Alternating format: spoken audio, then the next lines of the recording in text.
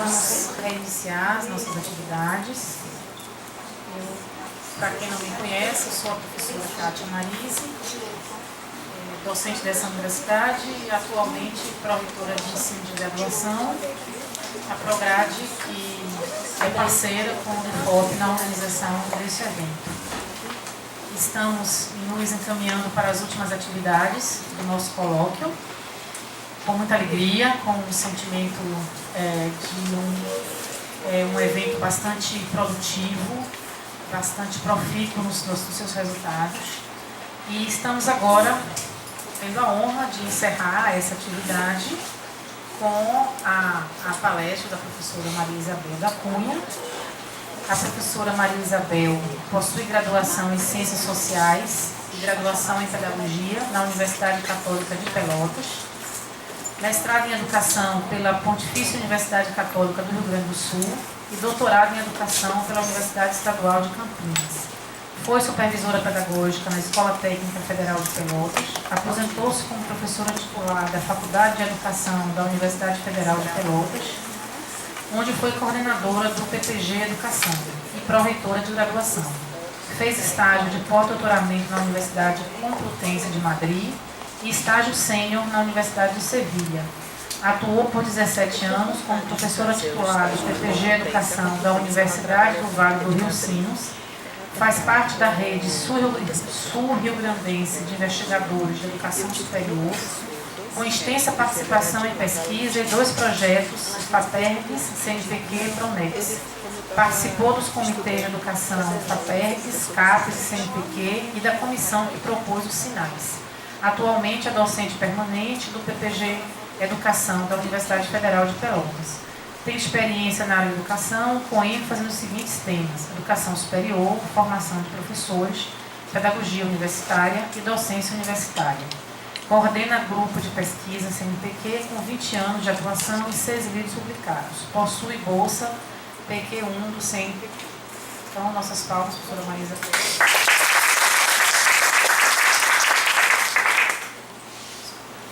Obrigada. Me ouvindo?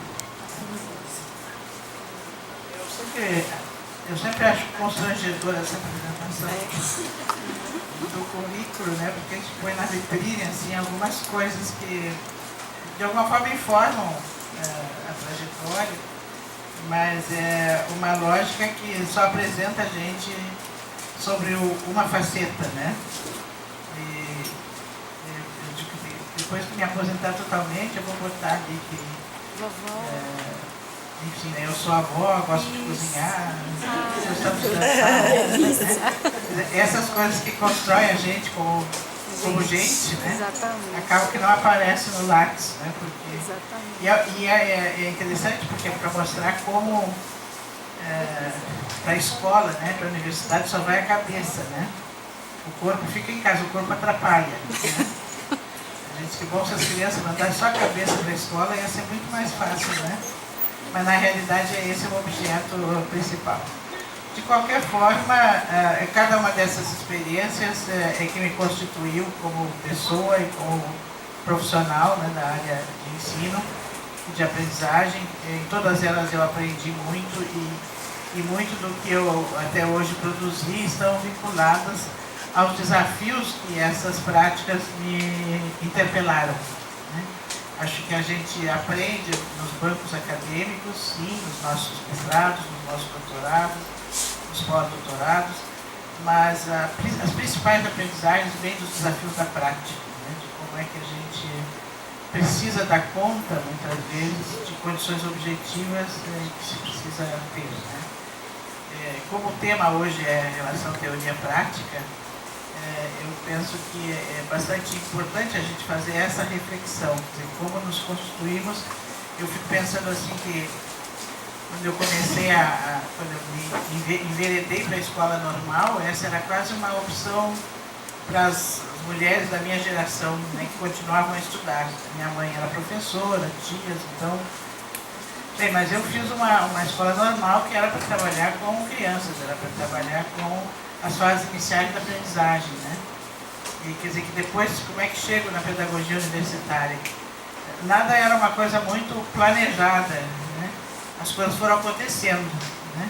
Deixa a vida me levar, né? A vida leva eu, quer dizer, a gente vai tendo desafios concretos que vão definindo trajetórias, né? Talvez se a gente pensasse assim, se tivesse acontecido alguma coisa diferente, seria outra questão.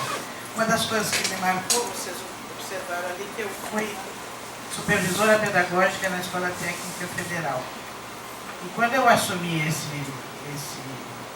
essa função, né, isso era nos anos 70 ainda, início dos anos 73, 74, foi logo depois que a LDB de 71 criou as figuras, né, do supervisor, do orientador educacional, enfim, né, e as escolas então foram atrás de pessoas que pudessem dar conta dessas funções, porque nem havia uma formação ou egressos dessa formação do ponto de vista mais formal, né. E eu tive uma experiência, um desafio muito grande, né, de entrar numa instituição grande na época, uma escola com 4.000 alunos, com 200 e poucos professores, e num mundo completamente estranho para mim, né? Eu tive que aprender, a minha primeira missão foi aprender com os professores a própria linguagem em que eles se movimentavam, né? Não entendia nada de torno, de fresa, de circuito integrado, quer dizer, toda uma terminologia que vinha da área cotidiana de uma escola técnica industrial, né, que me era totalmente diferente, né? E isso me deu muita base para mais tarde me envolver com a pedagogia universitária, né? Porque essa questão da gente ter que trabalhar com o outro a partir de lugares epistemológicos distintos, né? E na época, como a gente vivia até no momento, em plena ditadura ainda, as escolas tinham uma estrutura muito vertical, né? Então, quem estava num cargo, a própria palavra de supervisão, né, teria um poder, efetivamente, de definir práticas. Só que eu já tinha clara a percepção de que isso de pouco adiantava, quer dizer, que se não houvesse um certo trabalho de conquista, né, de adesão dos docentes para trabalhar em função dos objetivos que se queria para a aprendizagem dos estudantes, de nada adiantava definir regras ou outras possibilidades. E nessa época, a par e passo, eu fui convidada para trabalhar na universidade, e por uma antiga professora minha da escola normal, né? Então é sempre um processo assim de relações acadêmicas e pessoais. E comecei a trabalhar na formação de professores, nas licenciaturas, mas começou uma época que apareceu uma demanda instituída pelo Ministério da Educação de programas de formação e de discussão da aprendizagem da universidade. E aí, na minha faculdade de educação, o discurso é assim: tu que está acostumado a trabalhar com essa gente, né, então quem sabe vai lá dar conta, participar dessas comissões. Essa gente eram os outros, né? Eram os outros professores que não eram aqueles do campo específico da educação, da faculdade de educação, né? Eram diferentes, era a possibilidade de ter um interesse de trabalhar com essa diferença. Então é todo um processo de vida, né, que vai levando a gente às vezes nem são escolhas tão pré-definidas, né? Mas são os desafios da prática profissional que vão estimulando. Eu fico pensando que, quem sabe, eu não tivesse tido essa experiência na escola técnica, a minha trajetória na faculdade de educação seria muito mais ligada ao curso de pedagogia, né? À alfabetização, a essas práticas da docência inicial, né? Que estão, letramento, que estão são muito mais presentes na base de conhecimento e de ação das faculdades de educação. E ao mesmo tempo, então, eu acabei fazendo outro caminho. Em pese, trabalhei nas licenciaturas e também a questão da formação inicial do professor. Então, eu falo isso porque acho que é o ponto de referência da relação teoria-prática, né? A gente pensar como é que nós nos constituímos como profissionais, nós, cada um de nós, né? E como essa nossa constituição tem relação com a prática, ou com os desafios da prática, né? Ou com os contextos que nos levam a tomar algumas decisões, ou levadas a decisões por circunstâncias profissionais ou da vida. Bem, feito isso, eu vou tentar ser mais organizadinha na minha fala, né? E eu trouxe um PowerPoint. O pessoal que me conhece sabe que eu trago PowerPoint, eu não uso PowerPoint, né? Mas eu pensei em organizar algumas coisas que talvez fossem mais... Esse foi o título que me foi dado, né? A relação teoria prática na formação profissional e implicações para a pedagogia universitária. Eu penso que, para nós pensarmos de uma forma um pouco mais intestina, né, mais inicial, a questão da relação teoria-prática, nós temos que discutir um pouco a perspectiva epistemológica que historicamente produziu a educação escolarizada e que tem intensas...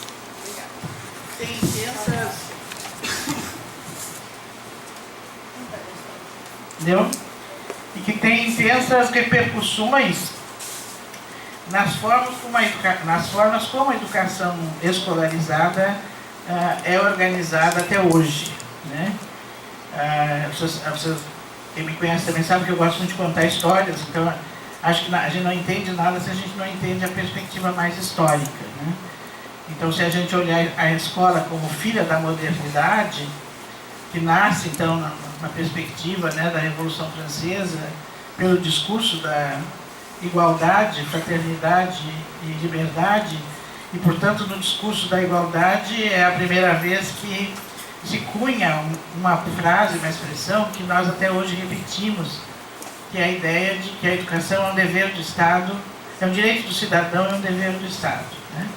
Então, por ser um dever do Estado, se criam as primeiras experiências escolarizadas, como hoje, inicialmente, a gente ainda tem essa perspectiva. O Estado tem a obrigação de ofertar essa possibilidade à população infantil, né?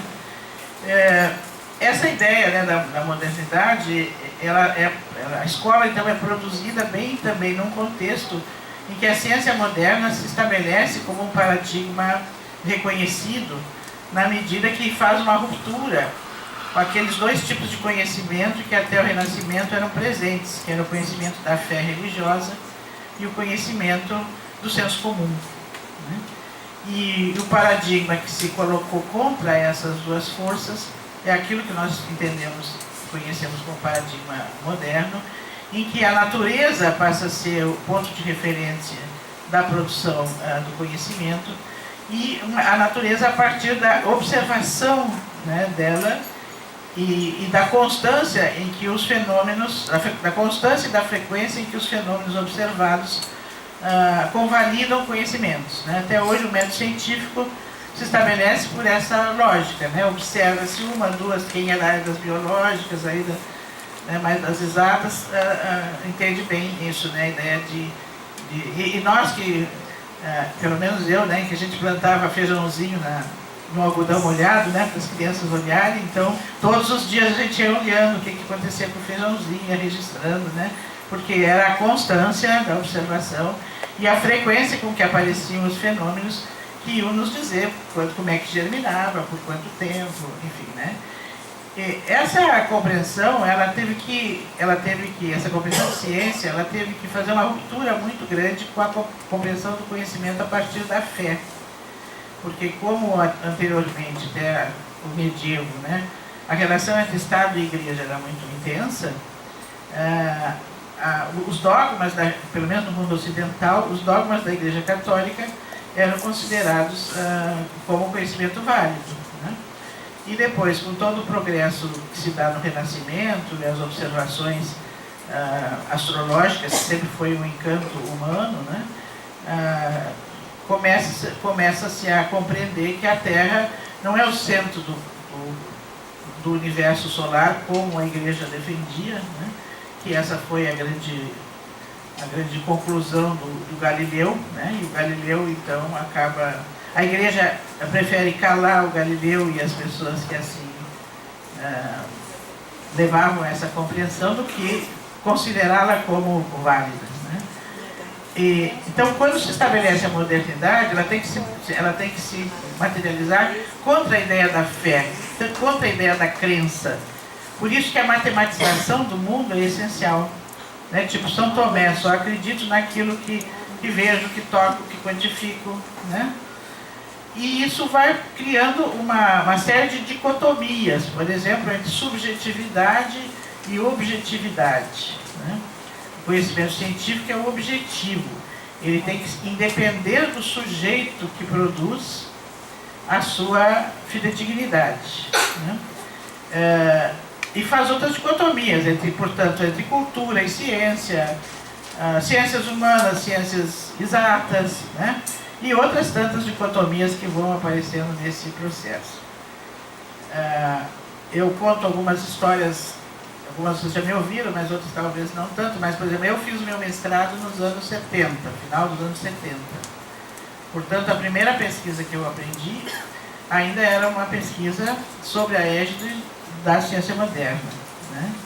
Eu, às vezes, conto para os meus alunos, eles acham que é ficção científica o que eu conto, né? Mas eu juro que não é. Por exemplo, a gente ia fazer uma observação numa sala de aula. Tínhamos que ir sempre em 3, número ímpar. Porque só o que 2 observavam se ratificava. O que só uma observava, descartava. Porque estatisticamente não contava, né? Nós tínhamos uma técnica, aprendemos uma técnica de observar relação professor-aluno, né? Coisa bem difícil, né? Mas como só validava o conhecimento que era objetivo, a objetividade então era sempre pela oralidade, né? Por algum gesto em que se pudesse observar. Então havia uma tabela em que se partia do pressuposto que quanto mais houvesse uma alternância de fala entre o professor e o estudante, maior seria a interação, né? Então a gente ia para a sala de aula com um cronômetro, assim, tipo hoje como se fosse o celular que treme, né? Porque não podia fazer barulho. E a gente tinha uma tabela, assim, né? Número 1 fala o professor, número 2 responde o aluno, número 3 aluno fala com o aluno, número 4 o aluno não responde ao que o professor propõe, número 5 balbúrdia geral, todo mundo fala junto, né? E a gente então ia, cada vez que o cronômetro tocava, a gente ia botando, né? 1, 3, 2, 4, aquilo que estava acontecendo. No final se somava, tipo daquelas coisas da revista Capricho, né? Se você respondeu tal coisa, você é assim, se você... Então, eu estou falando isso porque é um modelo de ciência, né? É um modelo de pesquisa que estava posto mesmo nas ciências humanas, porque as ciências humanas, para serem reconhecidas como ciência, elas tiveram que se adaptar à compreensão das ciências da natureza, né? A psicologia foi a primeira, com a psicologia comportamental, e que inclusive adentrou muito a área da educação, especialmente nessa década dos anos 70, com a lógica tecnicista, né? que digamos assim, dicotomiza a questão do valor do conhecimento. Enfim, então, é só para mostrar também que a escola, enquanto instituição, né, a instituição escolarizada enquanto instituição, ela se organiza pela mesma lógica. A lógica que está na nossa bandeira, né? Ordem e progresso, né? Então, para haver progresso, era preciso ter ordem. Então, vocês lembram, eu lembro muito assim, que na minha escola primária, a gente, para entrar dentro da escola, fazia filas, né? Filas de menor a maior, né? As turmas eram organizadas por uma certa hegemonia. Na turma A estavam os mais adiantados, na B estavam os médios, na C já estavam os meios burrinhos, né? E na D, coitados daqueles que já vinham com a pecha de que não se aprende, né? Porque partia-se do pressuposto que para o professor era mais fácil trabalhar com turmas homogêneas. A homogeneidade era um valor muito mais que o heterogêneo, né? E de fato, que é provável que aqueles que tivessem nas turmas A teriam mais chances de progressão, né? Depois, claro, a psicologia mostra que, de qualquer forma, aqueles que estavam nas turmas que tinham uma visibilidade, um imaginário, né, de baixo rendimento, ao serem deslocados em certo gueto, eles cada vez teriam menos rendimento, né, e hoje não se tem mais essa lógica. Enfim, as classes são organizadas dessa forma, né, as salas de aula são organizadas também conforme nós estamos acostumados a entender. Toda uma ordenação, né? E nos currículos isso é bastante presente e eu vou abordar isso logo adiante. Então, por sorte, né, no desenvolvimento da física quântica, né, durante a Segunda Guerra, no período dos anos 30 e 40, né, o Einstein disse uma frase que nos ajudou muito a uma independência a esse modelo de pensamento, exatamente porque veio de um físico, né? O Einstein diz que o olho do observador interfere no objeto observado. Essa frase reassume a ideia da subjetividade como uma característica da produção humana. Então ninguém é totalmente neutro, mesmo usando estratégias de quantificação, né, que queiram a neutralidade, né? O nosso olhar é sempre direcionado por uma matriz, por uma cultura, por um interesse, né? Mas isso só chegou para nós bastante depois, né, aqui no Brasil, a partir dos anos 80. E aí nós temos assim uma data importante, que foi a data da anistia, em 79, porque com a anistia, nós, no campo educacional, que iniciávamos os programas de pós-graduação, que não eram muito poucos, mas começamos a ter acesso a uma bibliografia de origem francófona e britânica, né, e anglo-saxã. Porque quando eu fiz o meu mestrado, como eu disse para vocês, no final dos 70, a bibliografia que eu entrava era só a bibliografia norte-americana. Todos os meus professores tinham formação nos Estados Unidos, nem todos eram doutores, mas todos tinham formação nos Estados Unidos. Então era natural que eles traziam para a gente a bibliografia que eles conheciam, né? Eu aprendi muitas coisas interessantes, não quero dizer que seja tudo ruim, né? Mas a possibilidade, né, de entrar no Brasil uma bibliografia francófona que nos trouxe toda não mais uma ênfase psicologizada da educação, mas uma forte presença da sociologia sobre os processos educacionais. Aí vieram as teorias da reprodução, né, que todo mundo conhece, e que nos diziam que a escola não era a redentora da sociedade como a gente imaginava, mas que a escola era parte do aparelho ideológico do Estado, ou seja, ela reproduzia também as mesmas mazelas e diferenças que a própria sociedade trazia. Portanto, numa sociedade que não era democrática, não se queria uma escola democrática, né? Numa sociedade de classe, certamente nós vamos ter uma escola que reproduz as classes sociais. Então, isso deu uma certa revolução, né, em quem estava na época já na ativa, porque a gente pensava que não queria voltar a reproduzir aquilo que não acreditávamos, mas nós não tínhamos instrumentos ainda para fazer uma outra prática, né? De segunda-feira a gente tinha que dar aula, né, e o que fazer com relação a esse processo. Bom, os anos 80, então, nos traz essas outras perspectivas. Começa a aparecer, então, um novo paradigma de ciência que atinge o ensino e atinge a pesquisa, né? Então, a pesquisa que era predominantemente quantitativa, ela começa a tentar incorporar, né, a lógica da pesquisa qualitativa. Essa é a minha tese do Bom Professor e Sua Prática, que a maior parte de vocês conhece. Talvez tenha sido das primeiras pesquisas qualitativas do Brasil, por isso que ela teve tanto impacto, né? E foi um desafio, porque o meu orientador vinha de uma pós-doutorado em Boston, ele era uma pessoa ligada ao campo das ciências sociais e me estimulou um pouco a trabalhar com a questão da etnografia, né, a visão mais antropológica da educação, mas foi um dos primeiros estudos na área. Aí nós fomos entendendo, especialmente para mim e para o meu coletivo, né, quando entramos, até esse momento eu não fazia nenhuma elaboração mais concreta dessa relação epistemológica, né, da concepção de ciência. A gente tinha o feeling que era diferente, tentava ir fazendo diferente, mas para mim foi os estudos do Boaventura de Souza Santos que me esclareceram um pouco essa ideia das duas forças, né, e da origem dessas duas forças, que aqui eu chamo de a regulação e a emancipação. E o Boaventura diz que a própria modernidade já trazia em si essas duas grandezas. Só que progressivamente a regulação foi tendo muito mais peso do que a emancipação. Porque ele diz que sempre essas duas forças vão estar presentes, né? A regulação e a emancipação. A grande questão é nós darmos um equilíbrio, né, a partir das ideias emancipatórias.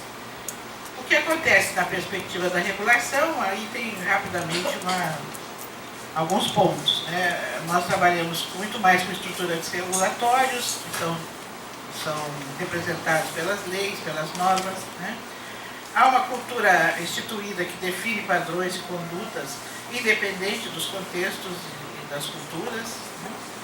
Há um rol de competências, um padrão de excelência definido a priori, que hoje nós voltamos ao neotecnicismo, nos vendo muito com essas questões, por exemplo, das avaliações externas, né, que muitas vezes definem esse padrão de excelência independente dos sujeitos e das culturas.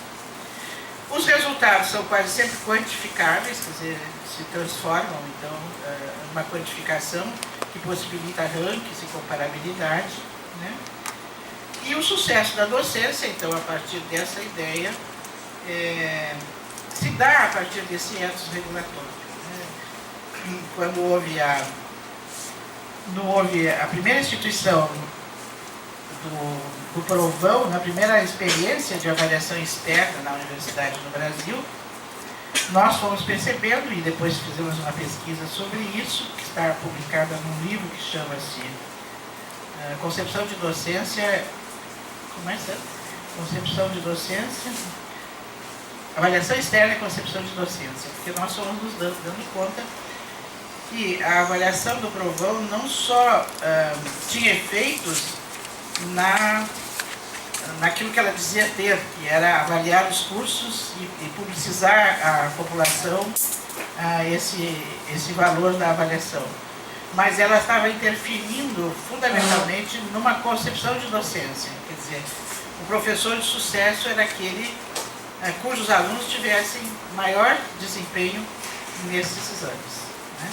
E aí, então, se eu tenho uma ideia de que professor de sucesso é assim, os saberes dos professores acabam se redirecionando.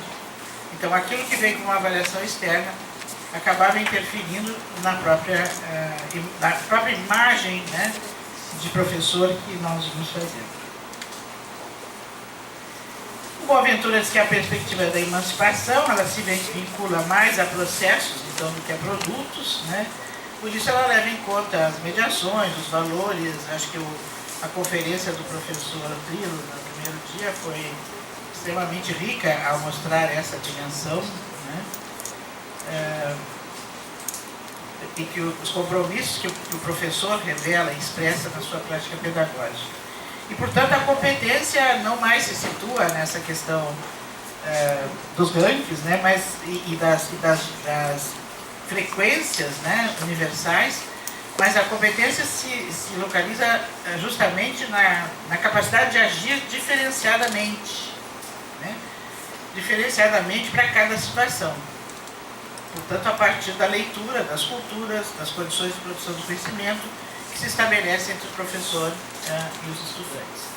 É bastante comum, às vezes, o professor achar que ser justo é fazer igual para todos, né? E muitas vezes, quando a gente faz igual para todos, a gente é bastante injusto, né? Então, essa capacidade do diferenciamento faz parte dessa perspectiva emancipatória, né? A outra condição é compreender que crenças e valores, então, fazem parte da explicação da ciência, né? Da explicação do que é científico, né? E aí ele usa uma frase que, para mim, repito constantemente, me orienta, né? É a ideia de que, portanto, todo conhecimento é autobiográfico.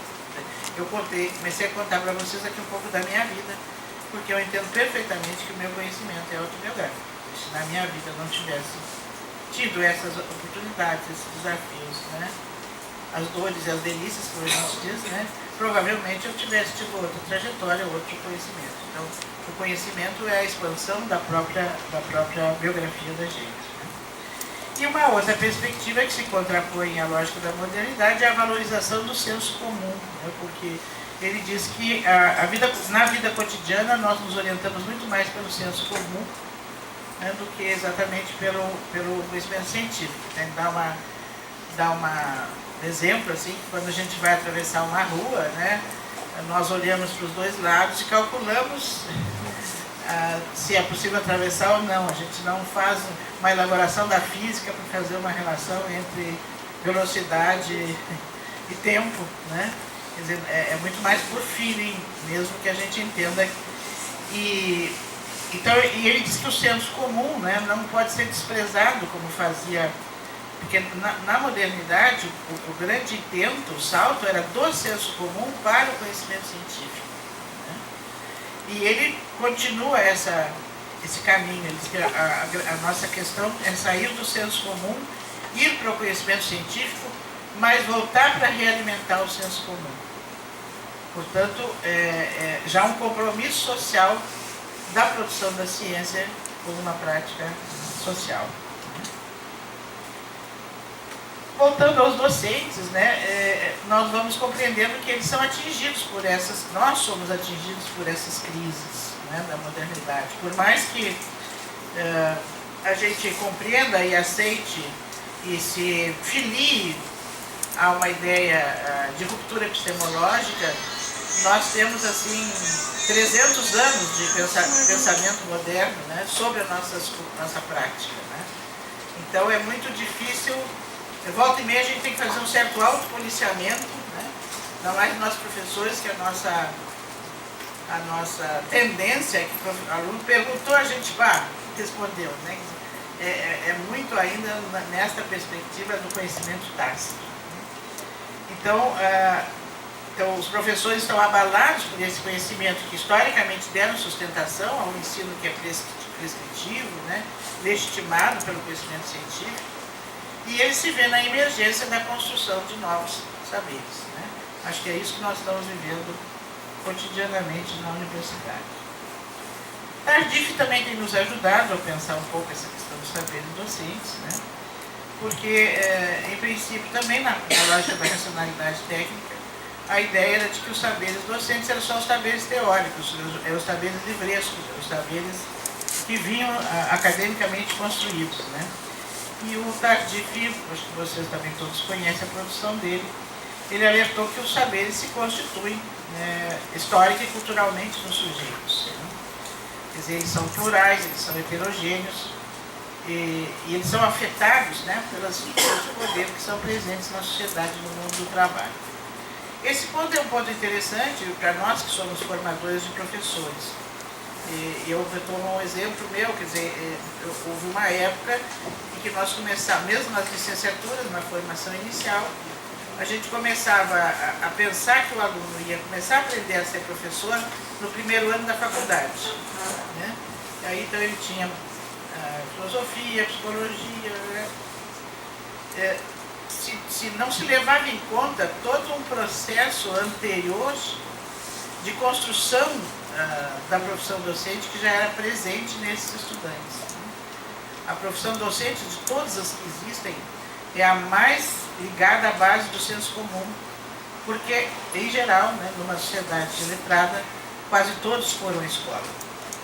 E não há nenhuma profissão em que a gente tenha pelo menos 4 horas por dia, durante 12 longos anos, diariamente o exercício dessa profissão à nossa frente, né? É por isso que os nossos professores universitários podem ser professores sem qualquer tipo de formação profissional. Porque eles têm saberes, diferente do que a gente imaginava antes. Eles têm saberes. Só que são saberes a partir de uma prática social do senso comum. Né? E quando a gente pesquisa e pergunta a eles, né, o que inspira a tua docência, como é que tu toma decisões sobre o que tu fazes, né? Não raras vezes eles remetem a referentes de ex-professores, ou que eles admiravam muito, ou que eles odiavam. Né?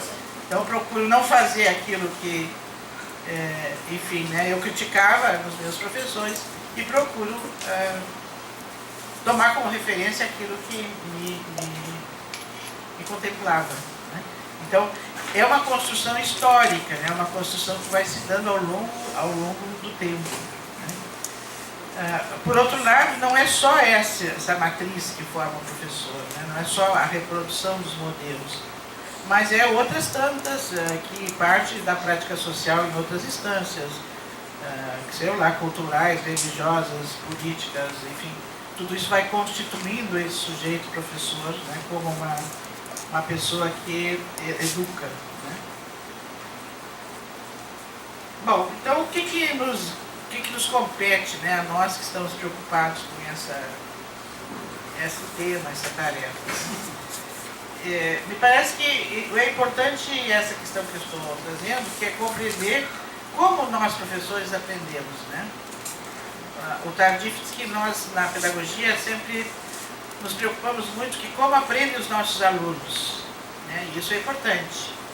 Mas poucas vezes perguntamos como aprendemos nós, professores. Porque também depende da forma como o professor aprende, muitas vezes da forma como ele ensina. A outra questão é assumir a docência como uma ação complexa. Né? Por mais que pareça muito simples ser professor, e é por isso que tanto se avora, né, sem nenhuma formação mais específica, cada vez é mais complexo ser professor. Né? Porque o modelo da ciência, o modelo da docência, desculpe, né, na lógica da construção da ciência moderna, era muito de um docente erudito, né, que bastava o conhecimento do campo, algum tipo de habilidade de oratória, uma voz audível, né, às vezes alguma capacidade humorística, e ele era o professor. Né. Hoje isso tudo é muito mais complexo, né, vou trabalhar um pouco essa questão um pouquinho mais adiante. E também reconhecer a pedagogia universitária como um espaço de diversidade e tensão. Né? Isso também abala a nossa perspectiva mais moderna da pedagogia, que era a ideia de um conhecimento igual para todos. Né?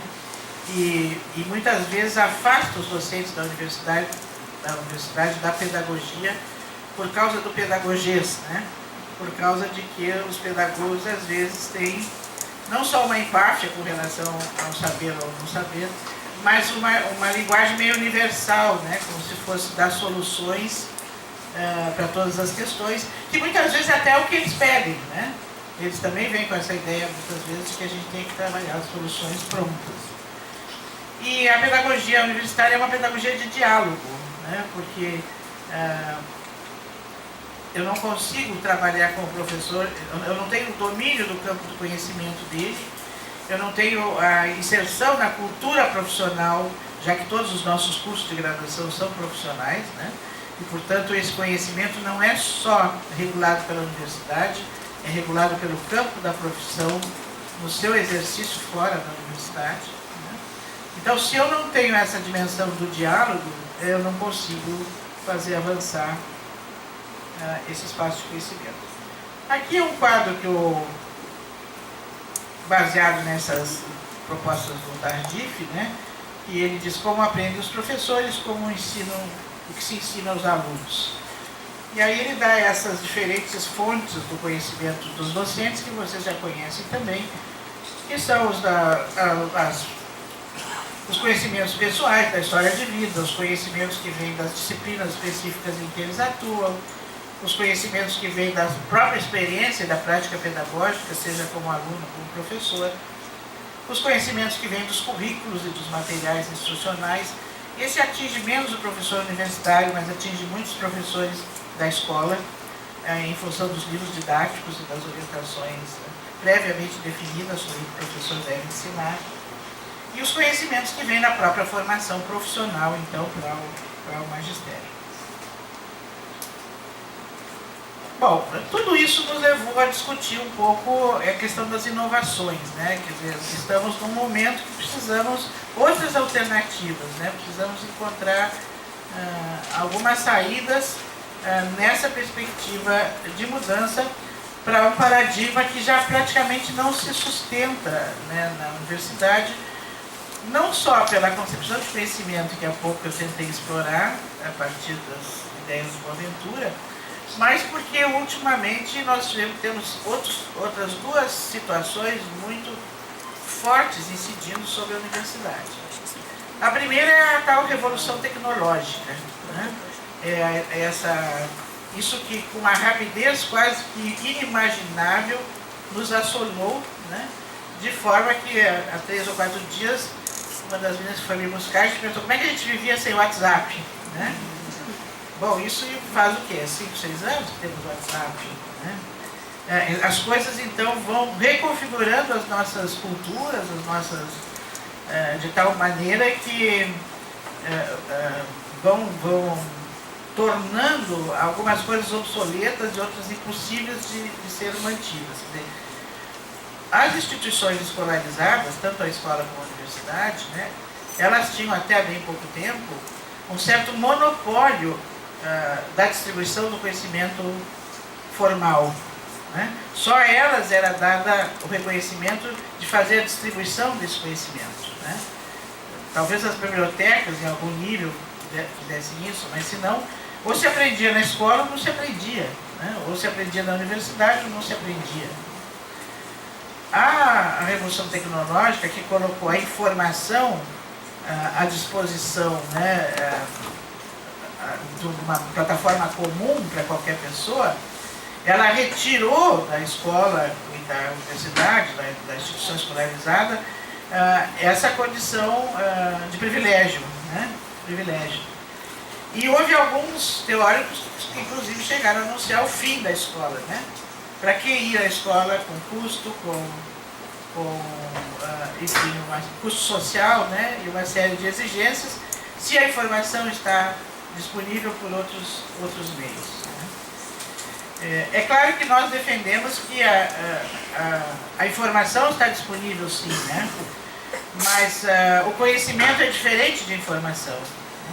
Porque enquanto a informação é um processo generalizador disponível, o conhecimento é sempre da pessoa. É a relação que a pessoa faz com a informação, né? E nesse aspecto, o papel do professor, né, ele deixa de ser o papel principal de ser aquele que divulga a informação, né, mas ele passa a ser muito mais uma ponte entre a informação e as estruturas culturais, cognitivas dos seus estudantes, né? Então, essa é uma realidade que nós estamos tentando trabalhar com ela, ainda um pouco atrapalhados com ela, né? Não sabemos se proíbe o aluno de trazer o celular em sala de aula, enfim, todas essas questões que estão nos interpelando por uma falta de uma cultura histórica que não temos com relação a essa dimensão. O fato é que não dá mais para negá-la, né? Para dizer que não somos afetados por ela.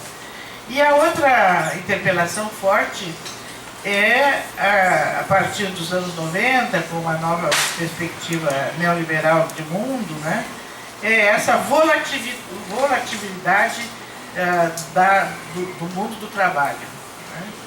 Então, até um tempo nós formávamos na universidade a partir de um perfil de currículo. Era muito comum a gente perguntar qual é o perfil do egresso no curso X, né? E esse perfil ia dar conta da profissão para o resto da vida, né? Toda a vida ele ia ter aquele emprego, ele ia seguir aquele caminho e utilizar aqueles conhecimentos. Hoje nós não sabemos aonde estarão os nossos alunos daqui a 10 anos, né? Que tipo de possibilidade de atuação, como as tecnologias vão atravessar esse mundo do trabalho. Né? O que sabemos é que tudo é incerto. Tudo que era certo parece que virou incerto. Né? Então, talvez aquela perspectiva do estoque de informações que era tão caro para os professores, né? Quantidade de conteúdos e conhecimentos, ela passa a ser relativa, porque o conhecimento celeremente se transforma, né? E nem sempre tem uma aplicabilidade direta ao mundo do trabalho. Então, nos nossos estudos, nós temos usado o termo inovação, que é um termo capcioso, ela serve para muitas coisas, né? E hoje, a maior parte do imaginário é que inovação está sempre relacionada às novas tecnologias. E, sem dúvida, as novas tecnologias ajudam muitas inovações na sala de aula, mas, para nós, a inovação é muito mais. A inovação é entendida como uma ruptura epistemológica. Então, eu posso trabalhar ou não com tecnologias, né? Desde que eu tente caminhar na ruptura com o modelo epistemológico da ciência moderna. Envolve certamente a gestão participativa, né? O protagonismo dos sujeitos que são envolvidos nela, no caso, professores e estudantes. Envolve uma reconfiguração dos saberes, essa é uma palavra do Boaventura de Souza Santos, na medida que ele diz que os saberes têm que se interpenetrar, né? Então, advoga a diminuição dessas clássicas dicotomias que a modernidade fez, entre saberes científicos, saber popular, ciência e cultura, educação e trabalho, enfim, e outras tantas. Um outro indicador é a questão da reordenação do tempo e do território da construção dos saberes, extrapolando os limites clássicos da sala de aula. O nosso modelo é muito auleiro, né? Parece que o aluno só aprende quando na aula sentado frente ao professor. Por isso, as demandas são sempre de mais salas de aula, né? Mais salas de aula que costumam resolver os nossos problemas. Há um tempo eu fiz uma pesquisa com alunos que estavam no último ano de 8 licenciaturas e fiquei assim, um pouco impactada, porque eu perguntava para eles assim, quais as aprendizagens mais significativas que você teve no seu curso? Olha, gente, eu acho que 80% indicaram atividades que foram fora das paredes da sala de aula. Né? Foi quando saíram dessa estrutura clássica. Né? E aí a gente fica pensando, né? E nós queremos mais aulas, currículos maiores e depois o que é mais importante para eles, o que foi mais significativo é o que aconteceu fora. Né? Então, esse foi um dos indicadores de inovação que a gente foi construindo ao longo das pesquisas, né? Porque começamos a perceber isso, que grande parte das aprendizagens que rupturam tem alguma coisa a ver com o mundo lá fora, com a sociedade, com a cultura, enfim. E a outra, que é a chave, que aqui hoje é o nosso mote, é essa reorganização da relação teoria-prática, né? Porque depois vou mexer um pouquinho nisso, na lógica da ciência moderna tradicional. Primeiro vem a teoria, para depois vir a prática. E certamente um dos indicadores é uma certa perspectiva orgânica na concepção desse processo, né? Que envolve não só o planejamento, o desenvolvimento, mas também a avaliação. Né? Eu não posso propor um tipo de ensino em que eu envolva a dúvida como valor e depois fazer uma avaliação pedindo só certezas. Né? Então, vou focar um pouco mais nessa dimensão da relação teoria-prática. E aí, eu vou falar um pouco de um exercício que eu tenho feito há bastante tempo, porque quando eu fui pró-reitor de graduação, vocês viram aí no meu currículo, foi logo assim depois da Constituinte de 88, que estabeleceu formalmente a ideia da universidade como indissociável, que se caracterizaria pela indissociabilidade no ensino da pesquisa e da extensão. E eu fiz parte desse discurso, né, enquanto militante do movimento docente, etc. Mas depois fiquei com a batata quente na mão, né? O que eu faço com esse discurso? Né? Porque na prática a gente percebia que sequer o conceito de sociabilidade era uma coisa compreendida por nós, professores, né? E ainda tínhamos uma lógica totalmente baseada numa perspectiva de ensino, né? Na concepção de ensino. E aí a gente começou a analisar, por exemplo, qual era a concepção de conhecimento que estava nos nossos currículos, né? E nas nossas práticas. E percebemos que esse currículo ele é organizado, o currículo tradicional, ele é organizado de uma forma piramidal, né?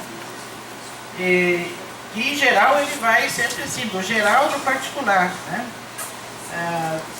Quer dizer, nós temos primeiro as disciplinas básicas, os tal chamados ciclo básico, mesmo que não se chame ciclo básico, são as propedêuticas, né? Eu digo que são as IAs, né? Porque na área da saúde, anatomia, farmacologia, pega as humanas, a filosofia, a economia, a psicologia, né?